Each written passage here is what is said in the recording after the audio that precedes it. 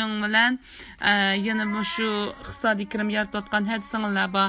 Ham bolalarga o'z qo'li bilan pashmat qilib bergan hadisinglar bor. Shunda holat bo'yicha qilsanglar bo'ladi. Endi ishga adam bo'lsa, texim bek yaxshi holatda bo'ldi. Endi men oilada qilish uchun ishga adam qilsa texim qulaylik bo'ldi. Chunki bu o'zligidan popotandek so'zildi va choch oldi keldi emasmi? Qaranglar, mana men ishga elimiz endi bu kız anı bola işimiz o'ltirib turmushni holat bo'yicha qilamiz. Undan keyin qolsa xonimlar bu o'zligidan pashmatning shakliga keladi xonimlar.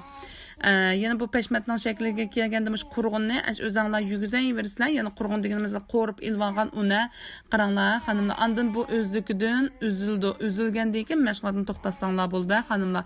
Uninggacha davomlashtirib turaveramiz. Yenimiz unimizni qo'yib turib aralashimiz bag'azir chuvildi. Ya'ni cho'ngdan chiqroq holat keldi va uzilgandan keyin andan biz buningga xohlagan shakldagi o'rab turib uningdan keyin shakl bersak bo'ldi.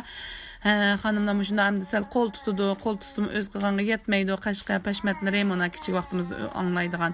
Endi buni bu yana inchikroq tarafdan o'zimiz qaranglar, chuvildi, shunchalik o'zgacha. Endi buni o'zinglar xohlagan shakllar bo'yicha qatlab xonimlar juma endi buni yo'gab turib endi qanday shaklda shakl berish o'zinglarningki amaliy ehtiyojiga bog'liq.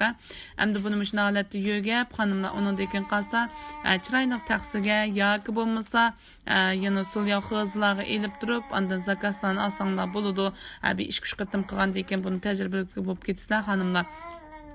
Endi baninki shaklini agar chiroyli qatlanmagan ahvollar bo'lib qolsa, o'zinglar shuni ustidan foydalanib turib, yana boshqa xil shakllarni qilsanglar bo'ldi. Asosan pashmatniki shunday holati bo'ldi.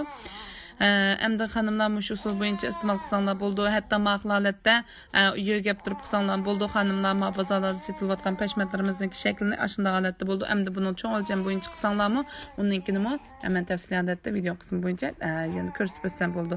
Bugungi darsimiz